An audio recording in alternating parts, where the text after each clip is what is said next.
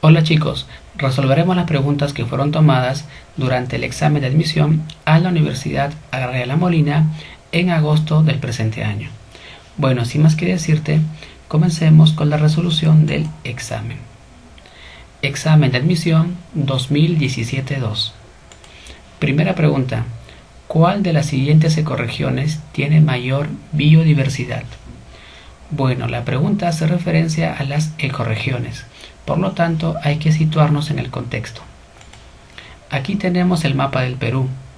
Y según Antonio Brac, el Perú se caracteriza porque presenta 11 ecorregiones, las cuales son mar frío, mar tropical, desierto del Pacífico, etc. La pregunta es, de las 11 ecorregiones propuestas por Antonio Brac, ¿cuál se caracteriza por presentar la mayor biodiversidad? La respuesta es la ecorregión Selva Baja. Aquí se han encontrado más de 20.000 especies de flora, una altísima diversidad de mamíferos, de reptiles, de peces, anfibios, insectos, etc., haciendo que esta área sea muy diversa. Por lo tanto, la clave es de Selva Baja. Otras preguntas que también pueden hacerte son las siguientes. ¿Cuál es la ecorregión más grande? También es la Selva Baja. ¿Cuál es la ecorregión más pequeña?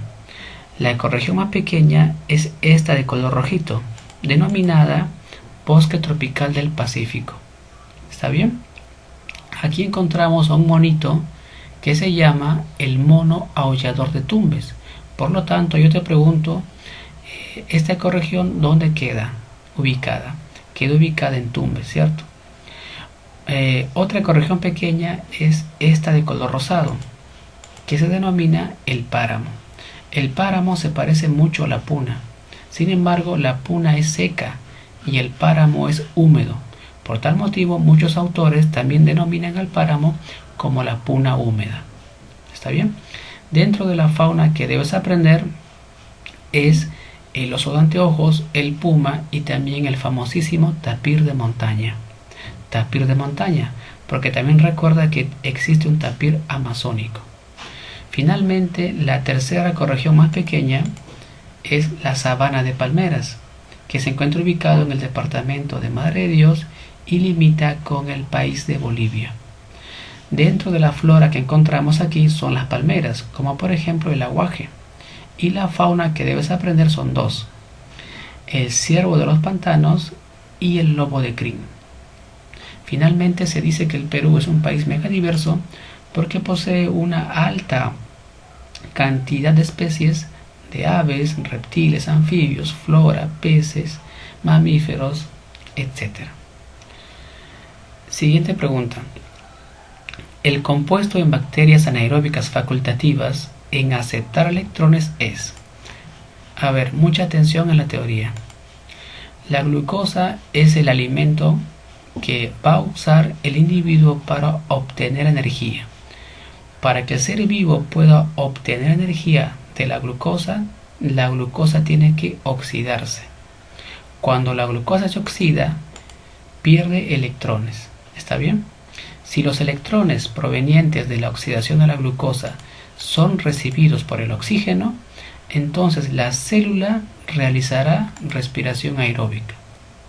Sin embargo, si los electrones son recibidos por un compuesto diferente al oxígeno, como sulfato o nitrato, la célula realizará respiración anaeróbica. ¿Está bien? Si se usa sulfato, la bacteria será estricta. Si se usa nitrato, la bacteria será facultativa. ¿Qué significa que una bacteria sea estrictamente anaeróbica? Significa que solamente realizará respiración anaeróbica. Sin embargo, una bacteria anaeróbica facultativa puede realizar respiración anaeróbica, pero también puede realizar respiración aeróbica. Es decir, tiene la facultad de poder cambiar. ¿Está bien? Entonces, en las bacterias facultativas, quien recibe los electrones es el nitrato. ¿Está bien? Entonces la clave sería clave B. Aquí dice nitritito. Esto no existe. ¿Está bien? Acá cámbialo por nitrato. Clave B entonces. Siguiente pregunta. La capacidad de un organismo para transformar los alimentos en energía se denomina. Esa pregunta es directa. La característica que tiene el ser vivo de transformar el alimento para obtener energía se denomina metabolismo. ¿Está bien? El metabolismo puede ser de dos tipos: metabolismo catabólico o catabolismo y metabolismo anabólico o anabolismo. Durante el catabolismo ingresan moléculas complejas y salen moléculas simples. En el anabolismo ingresan moléculas simples y salen moléculas complejas, como por ejemplo la fotosíntesis. Durante la fotosíntesis ingresa CO2 y agua, que son simples, y luego sale glucosa, que es compleja. ¿Está bien? Por lo tanto, la fotosíntesis es un ejemplo de anabolismo. El catabolismo usa ADP y genera ATP, es decir, libera energía, produce energía, mientras que el anabolismo usa ATP y genera ADP, es decir, usa energía. ¿Está bien? Finalmente, el catabolismo usa NADH y genera y genera NADH, es decir, el catabolismo reduce el NAD, mientras que el anabolismo usa NADH y genera NAD, es decir, oxida. ¿Está bien?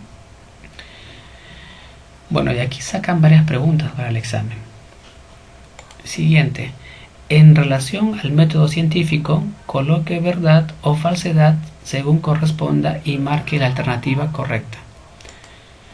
Según la agraria, el método científico está conformado por 5 etapas: la observación, la hipótesis, la experimentación, el análisis de resultados y finalmente la conclusión. Durante la observación, el científico se dirige al medio ambiente, digámoslo así, y va a tomar datos exactos de lo que está observando. Por ejemplo, si lo que está observando es una lluvia, está bien, tiene que usar un pluviómetro. Si lo que está observando es una radiación, tiene que usar un solarímetro. ¿Está bien? Para que los datos que obtenga sean exactos. Porque él no puede decir: yo observé que llovió mucho o yo observé que llovió poco. Él tiene que decir, por ejemplo, ¿no?, yo observé que precipitó 350 milímetros en un metro cuadrado. ¿Está bien? Entonces la observación debe ser exacta. La hipótesis es una explicación preventiva de lo que estoy observando, pero es una explicación racional, ¿entiendes? Racional. Y para que sea racional tiene que basarse en conceptos previos. ¿Está bien? La experimentación refuerza la hipótesis. ¿Está bien? Lo refuerza. Aquí se usa lo que es el grupo variable y el grupo control. ¿Está bien? Por ejemplo, si tú estás observando a animales que han sido envenenados por metales pesados, entonces durante la experimentación tú vas a tener animales con metales pesados en la sangre y acá un animal limpio, sin metal pesado. Y si finalmente los que mueren son los animales con metales pesados, tú podrás concluir que la presencia de metales pesados en la sangre hicieron que el animal muriera, porque este animal control que no tenía metal pesado, que no tenía esa variable, sigue con vida. ¿Está bien? Ya, durante el análisis de resultados, tú vas a descartar datos erróneos, vas a aplicar la estadística aquí. De repente el científico ese día se levantó con sueño y hizo mal una medida. Entonces, aplicando estadística vas a corregir errores. ¿Está bien? Finalmente vas a concluir, y con la conclusión vas a rechazar o aceptar tu hipótesis. ¿Está bien? Bueno, ahora vayamos a las preguntas. Para probar una hipótesis se debe diseñar un experimento. Digamos que sí, ¿no? La hipótesis es una aplicación preventiva y que se va a reforzar con la experimentación. ¿Verdad? Verdadero. Segundo, las teorías son irrefutables. Eso es falso. Las únicas que son irrefutables son las leyes, como por ejemplo la ley de la gravedad. Una teoría sí se puede contradecir. Falso, entonces. Siguiente.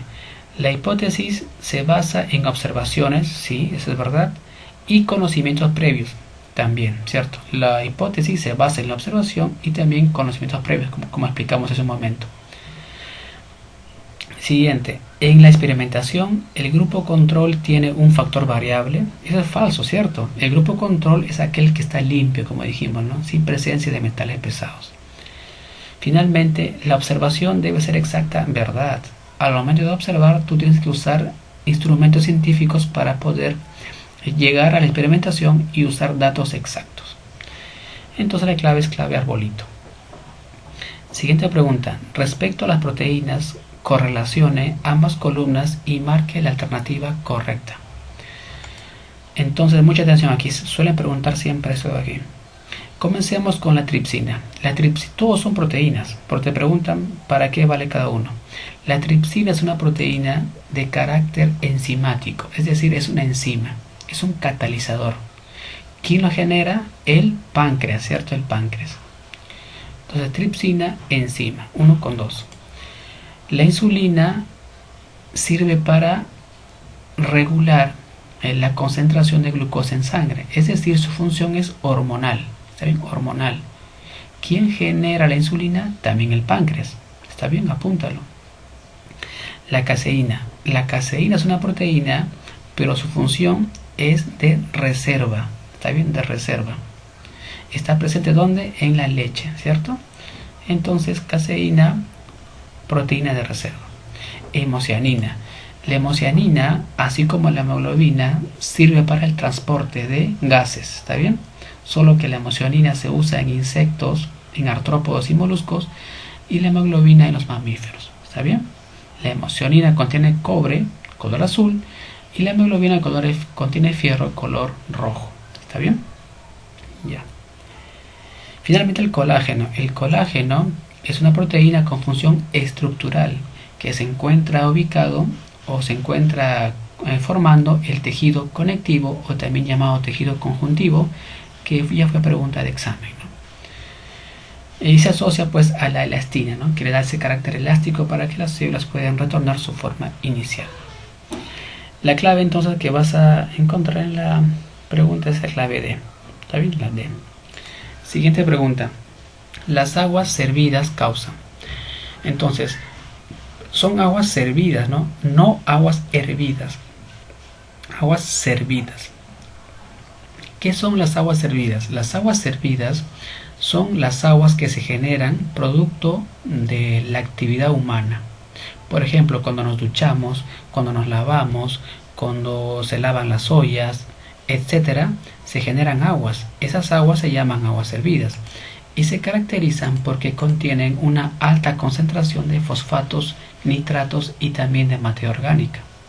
Estas aguas entonces se dirigen al mar, se dirigen al río, a la laguna y van a comenzar a limitar el oxígeno en ella. Finalmente, los organismos que usan ese oxígeno van a morir. De tal manera que va a existir una contaminación de los ecosistemas acuáticos. Y a esa problemática se le denomina la eutrofización. ¿Está bien? Eutrofización. Fíjate en el siguiente gráfico. Normalmente existe nitrógeno, ¿no? Y fosfatos en el agua. Y las bacterias y las algas se alimentan de ellos. Cuando un ser vivo se alimenta, usa oxígeno, ¿cierto? Pero como la cantidad de nitrógeno y fósforo es normal, entonces se usa poco oxígeno. De esta manera queda oxígeno para que otros seres vivos puedan alimentarse, otros seres vivos aerobios. Pero ¿qué pasaría si cerca a este lugar existe una ciudad, ¿no? O existe un campo agrícola? Entonces la ciudad genera mucha agua servida. El campo agrícola también, ¿no? Cuando usa muchos fertilizantes, mucho nitrógeno y fósforo.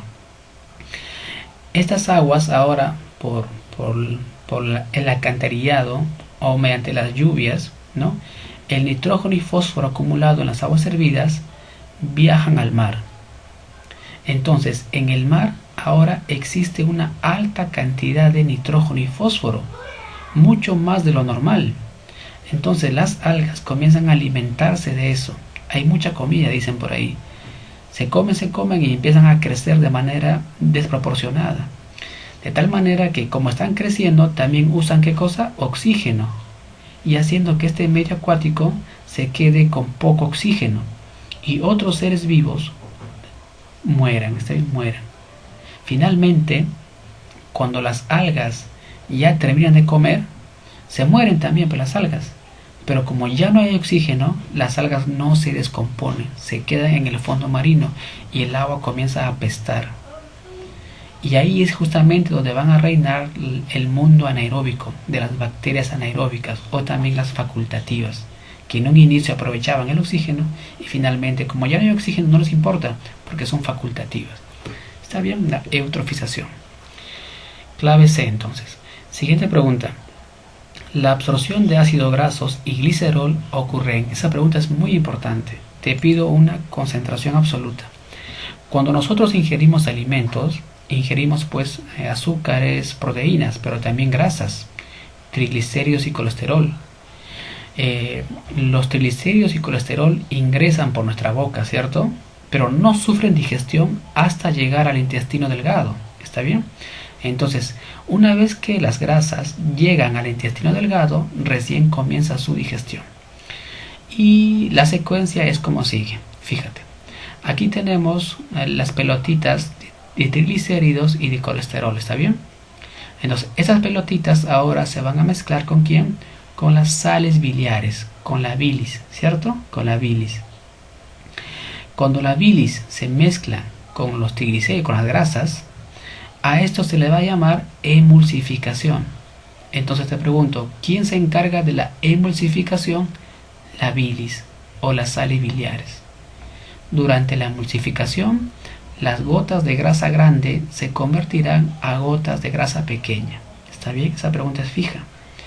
Luego de la emulsificación, las gotas pequeñas de grasa ahora se van a comenzar a degradar y para ello se usan enzimas, como por ejemplo la enzima lipasa pancreática, también la colesterol esterasa.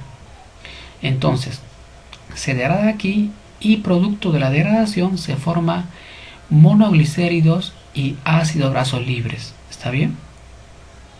Por este lado se forma el colesterol. ¿Está bien? Y acá está el colesterol. Y luego, aquí tenemos el intestino delgado, el epitelio. Esta de azul vendría a ser la célula del intestino delgado. La célula del intestino delgado se denomina el enterocito. El enterocito entonces absorbe este ácido graso libre y ese monoglicerol y lo dirige a ¿dónde? Al retículo endoplasmático liso. Y en el liso, esto que ya estaba desdoblado se vuelve a ensamblar. Fíjate, ¿ven? Nuevamente aparece el triglicérido. Es decir, todo este camino que está aquí solo se hizo para que finalmente puedan atravesar la membrana del enterocito, porque finalmente el triglicérido se vuelve a formar otra vez. Luego de ello, el triglicérido se dirige al aparato de Golgi. El colesterol también atraviesa el enterocito, se dirige al Golgi y en el Golgi sucede algo especial, que también fue pregunta de examen. Aquí se fusiona el colesterol, se fusionan también los triglicéridos y algunas proteínas y forman los famosos kilomicrones. ¿Está bien? Kilomicrones. ¿Está bien?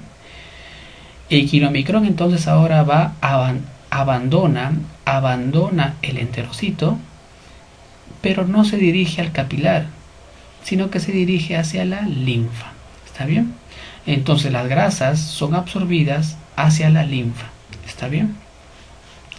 Las preguntas que suelen ser de aquí son muy variadas. Por ejemplo, ¿quién se encarga de la emulsificación de grasas? Las sales biliares o bilis, ¿cierto? ¿Quién se encarga de la digestión? La digestión ya de las grasas, lipasa pancreática, colesterol esterasa. ¿Está bien? Las grasas se degradan ¿hasta qué nivel? Hasta el nivel de monoglicéridos y ácidos grasos libres, ¿cierto? Y finalmente forman kilomicrones, los cuales se dirigen hacia la linfa. ¿Está bien? Entonces, la absorción de ácidos grasos ocurre ¿dónde? En el epitelio del intestino delgado, ¿no? La pregunta estaba más simple. Clave B. Pero ya sabes, si te preguntan más profundo, ya sabes que forma kilomicrones y estos se dirigen a la linfa. ¿Está bien? Y aquí hay un reensamblaje del triglicérido. ¿Dónde? En el retículo endoplasmático liso. Siguiente pregunta. La unión de dos monosacáridos se hace mediante. Esa pregunta es directa, ¿no? El enlace que une a dos monosacáridos es el enlace glucosídico. Aquí está, por ejemplo, un monosacárido glucosa, otro monosacárido, y cuando se unen forman el enlace glucosídico, pero también liberan una molécula de agua. ¿Está bien? El enlace glucosídico puede ser de tipo alfa o de tipo beta. En este caso es alfa, 1,4. 1,4 porque está involucrado el carbono 1 y el carbono 4. ¿Está bien? Aquí está el carbono 1 y el carbono 4. Cada uno es un monosacárido, pero cuando se unen ya forman un disacárido. ¿Está bien? Disacárido. Y si se une uno más, forman un trisacárido. ¿Está bien? Ya. Entonces, enlace glucosídico, clave C. También lo que debes saber es que las plantas almacenan glucosa, ¿no? En forma de cadenas, como por ejemplo el almidón. El almidón está formado de glucosas y se almacena pues en las plantas. Y en el caso de los animales, esa cadena se llama glucógeno y se almacena en el hígado y en el músculo. ¿Está bien? Bueno, siguiente pregunta. Organela que está constituida por vesículas aplanadas en forma de saco. Aquí tenemos una célula eucariota. Obviamente, si te están hablando de una organela que contiene sacos aplanados o vesículas aplanadas, se refieren a una célula eucariota, porque las células procariota no tienen organelos, tienen un organoide llamado ribosoma, pero no es un organelo. Entonces aquí tenemos la célula eucariota y aquí tenemos, pues fíjate, el retículo rugoso, el retículo liso y esta conformación de azul que está formado por vesículas aplanadas, fíjate, aplanadas. Esto se llama el aparato de Golgi, ¿está bien? Lo que debes saber del aparato de Golgi es que tiene tres funciones, recuérdalo: glucosilación, secreción y empaquetamiento, ¿está bien? Glucosilación, por ejemplo, cuando el Golgi recibe lípidos, va a agregar glucosa. Entonces, lípido más glucosa forma glucolípidos, glucosilación. Si el Golgi recibe proteínas y agrega glúcidos, formará glucoproteínas, glucosilación. ¿Está bien? Y luego se encarga del empaquetamiento, comienza a empaquetar, a seleccionar y finalmente lo secreta, ¿está bien? Secreción. Entonces el aparato de Golgi, también ¿cómo se llama? Se llama dictiosoma, se llama golgisoma también, golgisoma. El aparato de Golgi también, por si acaso, genera la pared celular en las células vegetales. ¿Está bien? Clave C. Siguiente pregunta. Si queremos tener energía, ¿qué organela debe haber en mayor número a nivel celular? Esa pregunta también es muy interesante, ¿no? ¿Qué organela de la célula eucariota? Como dijimos, la procariota no tiene organela, solamente la eucariota. Entonces, en la célula eucariota existe una organela llamada la mitocondria. En la mitocondria se genera energía. Entonces aquí fíjense, muchos libros de nivel pre dicen lo siguiente, ¿no? La mitocondria vendría a ser una empresa, una fábrica, es el motor donde se produce energía. A la mitocondria le llega materia orgánica, la glucosa, oxígeno y produce agua y dióxido de carbono. ¿Está bien? Entonces la mitocondria es un centro de energía. Es como una planta nuclear, una planta que produce energía. ¿Está bien? Y lo que va a usar es materia orgánica, como glucosa, por ejemplo, o también ácidos grasos. Usa oxígeno si la respiración es aeróbica y produce agua. Agua metabólica también lo llaman, porque proviene del metabolismo de la célula. Y también dióxido de carbono. ¿Está bien? La mitocondria se caracteriza porque tiene dos membranas, digamos, una membrana externa y una membrana interna, o sea, es bimembranoso la mitocondria. ¿Está bien? Entonces, un tejido que por excelencia tiene abundancia de mitocondrias es el tejido muscular, recuérdalo. Tiene una alta cantidad de mitocondrias. Finalmente, la mitocondria pues se originó mediante la teoría endosimbiótica, ¿cierto? Que te sugiero que la leas, ¿no? Teoría endosimbiótica que dio origen a la mitocondria y al cloroplasto. Bueno, entonces, ¿no? Si queremos energía, necesito mitocondria, clave A. Siguiente pregunta. Las plantas respiran por medio de unos orificios presentes en los tallos, los cuales se denominan, a ver, respiran por tallos.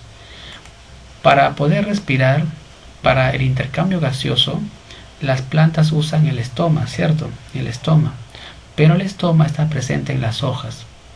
Sin embargo, en los tallos y también en las ramas leñosas ya no hay estomas, sino hay lenticelas. Y digamos también que cumplen un papel parecido al estoma, ¿no? Por aquí ingresa oxígeno, ¿está bien? Oxígeno. Entonces, en los tallos tenemos lenticelas y en las hojas tenemos estomas. Y la función es para la respiración de las plantas. Haciendo un corte, esta sería la forma aproximada de la lenticela, ¿está bien? Lenticela. Clave B, entonces, lenticela, ¿está bien? Acá dice ostiolo, ¿no? El ostiolo vendría a ser la abertura del estoma, ¿está bien? El foliolo vendría a ser la parte de una hoja. Por ejemplo, imaginemos que aquí tenemos una hoja que está conformada por 5 pares, ¿no? Por 5 unidades, perdón. A cada unidad se le llama foliolo. Entonces, esta hoja está formada por ¿cuánto? Por 5 foliolos. La fronda es el nombre que le han dado a la hoja del helecho, también del helecho. Entonces, clave lenticelas. Siguiente pregunta. Dentro del grupo las cianobacterias, existen algunas que fijan nitrógeno atmosférico. Bueno, aquí la pregunta dice, ¿cuál de las bacterias es la que fija nitrógeno? O se caracteriza porque realiza un metabolismo con el nitrógeno. Entonces, para ello debemos aprender lo siguiente, fíjate. El nitrógeno está en la atmósfera, ¿cierto? 70% de la composición del aire es nitrógeno. Este nitrógeno ahora tiene que absorberse, se fija al suelo. Pero cuando el nitrógeno se fija al suelo, tiene dos alternativas. La primera alternativa es que se fije directamente a unas bacterias. Estas bacterias usan el nitrógeno, usan el azúcar de la planta y luego el excedente lo regalan, lo donan a la planta. ¿Está bien? Y esas bacterias entonces van a formar una asociación simbiótica, formando pelotitas. Mira, fíjate acá, pelotitas, ¿verdad? Son pelotitas. A esas pelotitas se le llaman nódulos. Y es característico en las plantas leguminosas, ¿está bien? En las leguminosas, en las legumbres de la familia leguminosas, ¿está bien? Pero ¿qué pasaría si el nitrógeno no es fijado por la bacteria directamente en la raíz? Entonces el nitrógeno se dirige hacia un proceso bien largo. El nitrógeno primero se transforma a amonio, ¿está bien? Por un proceso llamado la amonificación, ¿cierto? Luego el amonio se transforma a nitrato mediante un grupo de bacterias específicas. Este proceso se llama nitrificación. La nitrificación significa formar nitrato. Finalmente, este nitrato puede ser absorbido por las plantas y el exceso puede ser transformado nuevamente a nitrógeno atmosférico.